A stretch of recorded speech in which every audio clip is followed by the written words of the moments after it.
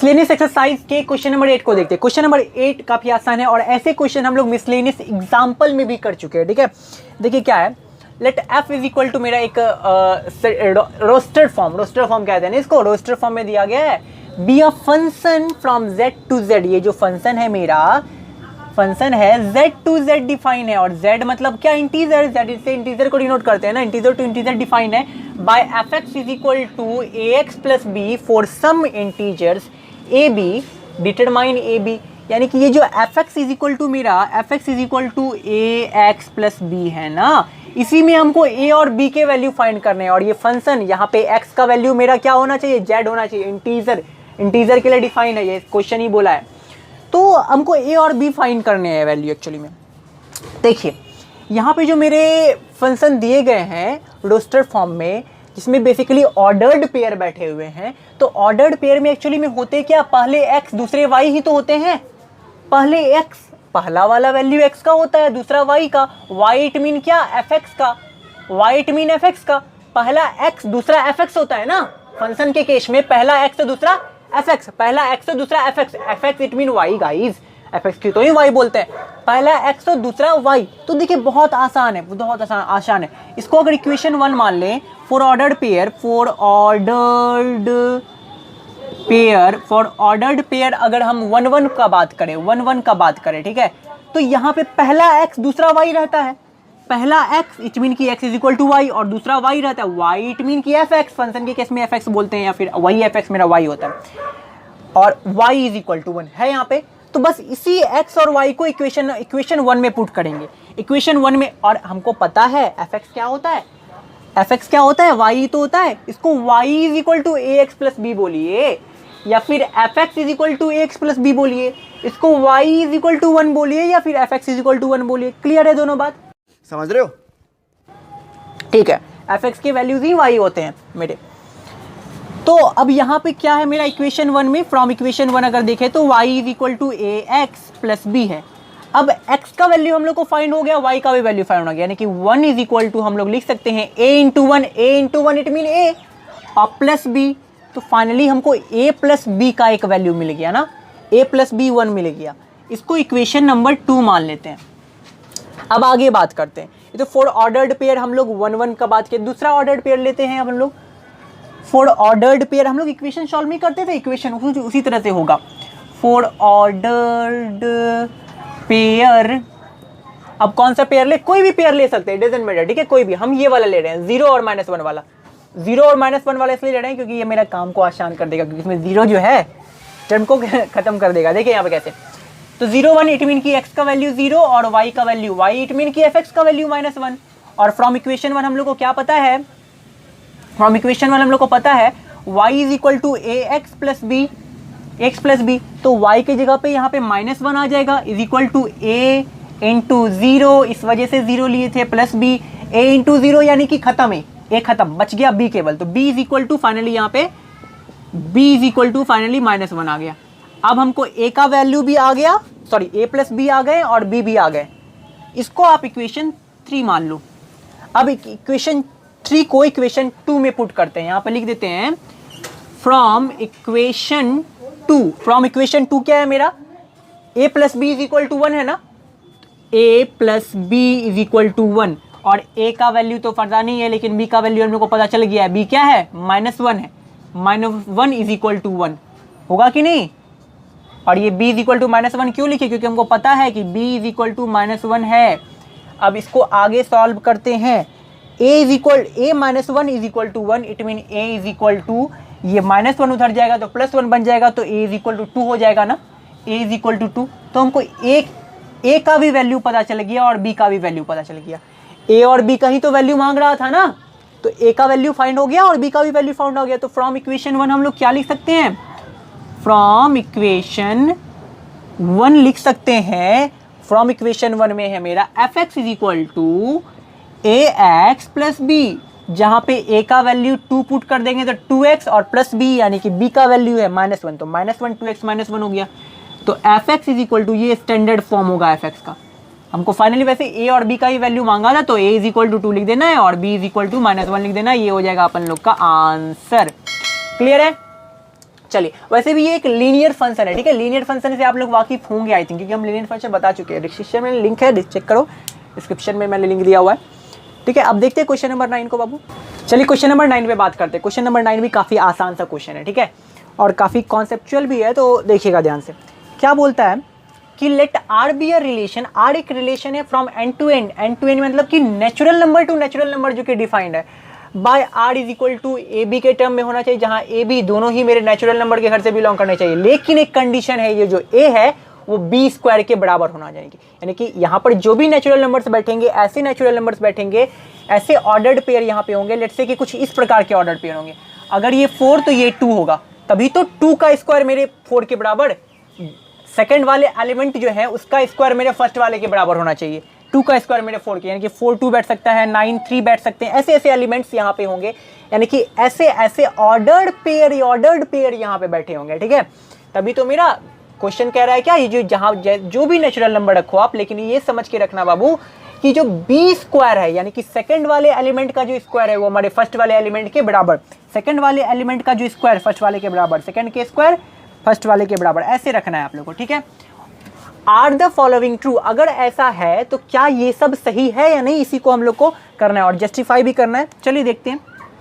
पहला नंबर पहले क्या बोला है, ए एक कोई दो नेचुरल नंबर है जो कि बिलोंग्स टू आर है, और ए मेरे नेचुरल नंबर से बिलोंग करे, क्या ये सही है या नहीं, चेक करते हैं।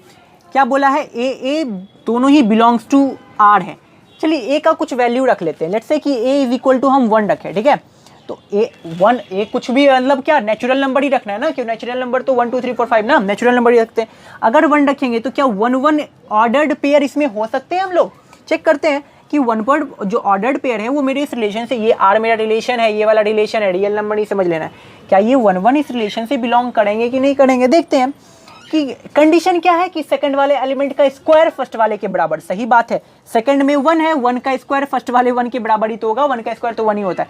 तो इस कंडीशन में बाबू ये वाला तो मेरा सही, ठीक। लेकिन ए का वैल्यू अगर हम 2 रख लिए तो क्या उस कंडीशन में भी 2 ही लेंगे ना, क्योंकि ए है, ए यानी कि सेम 2 लिए, तो क्या ये ऑर्डर्ड पेयर होंगे इस रिलेशन में, क्या ये ऑर्डर्ड पेयर इस रिलेशन से बिलोंग करेंगे, चेक करते हैं। सेकंड वाले एलिमेंट का स्क्वायर फर्स्ट वाले के बराबर, ये हम नहीं कह रहे, क्वेश्चन कह रहा है सेकंड वाले एलिमेंट का स्क्वायर फर्स्ट वाले के बराबर, यानी कि इस पहले सेकंड वाले एलिमेंट 2 का स्क्वायर पहले वाले 2 के स्क्वायर के बराबर कभी होगा ही नहीं, इट मीन कि ये रिलेशन में बिलोंग करेंगे ही नहीं। तो 1 1 के लिए तो बाबू ये ठीक है, सुटेबल, लेकिन और अदर जितने भी नेचुरल नंबर है उसके लिए तो नहीं हो रहा है ना, तो इसलिए यहाँ पर लिख देना है it is not true, it is not true. Clear है। अब देखते हैं क्वेश्चन 2 नंबर को, क्या बोल रहा है 2 नंबर में कि A B belongs to R है, मेरा बिलोंग्स टू आर मतलब रिलेशन से बिलोंग कर रहे हैं, तो क्या it implies that B A B belongs to R होगा। अगर ए बी मेरा रिलेशन से बिलोंग कर रहा है, बस इसी को उलट दिया, तो क्या बी ए बी मेरे रिलेशन से बिलोंग करेंगे या नहीं करेंगे, चेक करते हैं। ए बी बिलोंग्स टू मेरा क्या है, आर है, तो ए बी का कुछ वैल्यू रख लेते हैं। तो ए बी के कुछ वैल्यूज, यानी कि A is equal to let's say 4, B is equal to मेरा 2 रख लिए, क्या तब 4 और 2 क्या बिलोंग्स टू आर होगा, सही बात है, बिलोंग्स टू आर है तो कुछ ऐसे ही होंगे। और इसमें देख रहे हैं सेकंड वाला एलिमेंट जो कि 2 है उसका स्क्वायर 4 के फर्स्ट वाले एलिमेंट के बराबर है, ठीक है। तो क्या ये मेरा हो गया रिलेशन, ए बी के ए के जगह पे ये माने, बी के जगह पे ये माने, तो क्या बी ए बी मेरे होंगे रिलेशन में कि नहीं, यानी कि बी ए बी मेरे रिलेशन से बिलोंग करेंगे या नहीं करेंगे, हमको यही पूछ रहा है। B A it mean 2 4, B A it mean 2 4 ना, हमें ए के जगह पे 4 माने हैं, बी के जगह पे 2 माने हैं, तो बी के जगह पे 2 रखे और ए के जगह पे हम 4 रखें, तो 2 4 भी मेरे रिलेशन से बिलोंग करेंगे। चेक करते हैं कंडीशन को, कंडीशन क्या मांगा है, सेकंड एलिमेंट का स्क्वायर फर्स्ट एलिमेंट के बराबर होना चाहिए, सेकंड एलिमेंट, इसका ऐसा नहीं कि बी का स्क्वायर ए के बराबर, रट नहीं लेना है, ये सेकंड एलिमेंट समझना है इसको, फर्स्ट एलिमेंट, ए बी की जगह पे कुछ भी नंबर बैठ सकता है ना, तो बी सेकंड एलिमेंट, ए फर्स्ट एलिमेंट, तो फर्स्ट सेकंड एलिमेंट का स्क्वायर जो है फर्स्ट एलिमेंट के बराबर, सेकंड एलिमेंट है 4, क्या 4 का स्क्वायर कभी भी 2 के बराबर होगा क्या, नहीं ना, नहीं होगा ना, तो ये मेरे इस रिलेशन से बिलोंग नहीं करेंगे। तो यहाँ पर ये भी जो बोल रहा है ये फॉल्स हो गया, इट इज नॉट ट्रू, ठीक है। अब तीसरा केस देखिए, तीसरा क्या बोला है, A B belongs to R, B C belongs to R, implies A C भी, क्या इट इम्प्लाइज ए सी भी बिलोंग्स टू आर होगा? यानी कि ए बी जो है आर से बिलोंग कर रहे हैं, बी सी भी मेरे रिलेशन आर से बिलोंग कर रहे हैं, तो क्या ए सी भी बिलोंग करेंगे? चेक करते हैं हम लोग। देखिए बाबू क्या कर रहे हैं, हम क्या कर रहे हैं एक्चुअली में, हम क्या कर रहे हैं, सब ए का कुछ वैल्यू सारा नेचुरल नंबर रख के चेक कर रहे हैं। जरूरी नहीं है कि आप नेचुरल नंबर चेक करो, रख के ही चेक करो, आप नेचुरल नंबर रख के भी चेक कर सकते हो या नहीं भी। जैसे कि हम लोग यहाँ देखें ना, A B belongs to R, ये क्वेश्चन कह दिया A B belongs to R है, इट मीन कि यहाँ पर जो ए होगा वो बी स्क्वायर के बराबर होगा। जरूरी नहीं कि हम वैल्यूज रख के ही चेक करें, इस तरह से भी चेक किया जा सकता है, ठीक है। तो ये तो हम नहीं कह रहे हैं, ये क्वेश्चन कह रहा है, चूंकि ये मेरा रिलेशन से बिलोंग कर रहा है तो ये कंडीशन को तो फॉलो कर ही रहा होगा ये, ठीक है। एंड ये भी कहा है यहाँ पे, क्या बी सी भी जो है ना मेरे रिलेशन आर से बिलोंग कर रहे हैं, जो बी और सी ऑर्डर्ड पेयर है मेरे, ये भी मेरे रिलेशन आर से बिलोंग कर रहे हैं। इट मीन कि यहाँ पर भी जो बी है वो सी स्क्वायर के बराबर होगा, क्योंकि रिलेशन है तो होगा ही, ये क्वेश्चन ही कहा है कि सेकंड वाले एलिमेंट का स्क्वायर फर्स्ट वाले के एलिमेंट के बराबर होगा। तो क्या ए सी भी मेरे, ए और सी, ए सी भी इस ऑर्डर्ड पेयर रिलेशन से बिलोंग करेंगे? ए सी बिलोंग करेंगे तब जब मेरा ए सी के स्क्वायर के बराबर होगा ना, तब तो कर जाएंगे। चेक करते हैं यहाँ पे ए और बी, अगर इस दोनों को इंक्लूड करे, जोड़े, देखें तो a is equal to B square के बराबर, यहाँ बी सी स्क्वायर के बराबर। तो बी स्क्वायर, बी का वैल्यू क्या है? बी का वैल्यू है सी स्क्वायर, बी का वैल्यू सी स्क्वायर, बी का वैल्यू लिखे हैं बी स्क्वायर है और इसके ऊपर तो स्क्वायर चढ़ा हुआ है। समझिए इसको कैसे किए, फिर से समझ लीजिए। ए लिखे is equal to B square है, तो बी का वैल्यू हम लोग को क्या पता है? केवल बी का वैल्यू सी स्क्वायर पता है और उसके ऊपर बी स्क्वायर, यानी कि a is equal to finally मेरा सी टू दी पावर 4 बन गया। इस दोनों को इंक्लूड करेंगे तो सी टू दी पावर 4 बन गया ना a मेरा, और यहाँ पे तो a is equal to C square होना चाहिए, तब मेरा ये कंडीशन को फॉलो करेगा, तब मेरा रिलेशन। नहीं तो ये दोनों को इंक्लूड करने पर तो बाबू ये आ रहा है। इट मीन कि ये मेरे रिलेशन होंगे कभी, क्या ए सी बिलोंग करेंगे कभी आर से? नहीं करेंगे ना। तो ए सी जो है मेरा, ए सी बिलोंग नहीं करने वाला मेरा इस आर से, तो ये भी फॉल्स है, यानी कि it is not true, it is not true लिख दो, it is not true. Clear है? ठीक है। आप अलग अलग यानी तो आप वैल्यूज रख के भी चेक कर सकते हो, 16 4 2, ठीक है, 16 4 2 रख के भी चेक किया जा सकता है फाइनली। तो इस तरह से भी हो सकता है, नहीं तो अगर आपको वैल्यूज रख के दिखा दे, क्या वैल्यूज रख करके भी। एक तो ये हो गया, स्क्रीनशॉट ले लीजिए, एक वैल्यूज रख के चेक कर लेते हैं। ये हो गया, स्क्रीनशॉट ले लिए, फटाफट देखिए, फटाफट से देख लीजिए, एक वैल्यूज रख के भी चेक करके दिखा देते हैं। वैल्यूज रख के यानी कि हम लेट्स से कि a इज इक्वल टू 16 रखते हैं, b इज इक्वल टू 4 रखते हैं और c इज इक्वल टू 2 रखते हैं, ठीक है। a भी बिलोंग्स टू r है, यानी कि 16 और 4 बिलोंग्स टू r, सही बात है। 4 का स्क्वायर 16 के बराबर, क्लियर है, ये रिलेशन से बिलोंग कर रहा है। और bc बिलोंग्स टू r है, यानी कि 4 और 2 बिलोंग्स टू r है, सही बात है। सेकंड एलिमेंट का स्क्वायर फर्स्ट एलिमेंट के बराबर रिलेशन बिलोंग कर रहा है।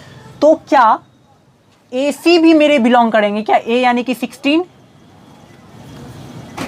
ए सी भी बिलोंग करेंगे क्या रिलेशन से? रख के देखते हैं, a के जगह पे 16 और c के जगह पे 2, क्या ये रिलेशन से बिलोंग करेंगे? कैसे करेंगे? 2 का स्क्वायर कभी भी 16 के इक्वल होगा क्या? 2 का स्क्वायर कभी भी 16 के इक्वल होगा? नहीं होगा। सेकंड एलिमेंट का स्क्वायर कभी भी फर्स्ट एलिमेंट के इक्वल नहीं हो रहा है। इट मीन कि ये मेरे रिलेशन से बिलोंग नहीं करेंगे, तो इस तरह से भी it is not true, it is not true, ठीक है। तो आप कुछ भी रख के चेक करो, इट डजंट मैटर, ठीक है। तो दोनों ही कंडीशन ठीक थे। क्वेश्चन नंबर 9 हो गया। आप देखते हैं आगे के क्वेश्चंस को। चलिए take a screenshot and note it in your note.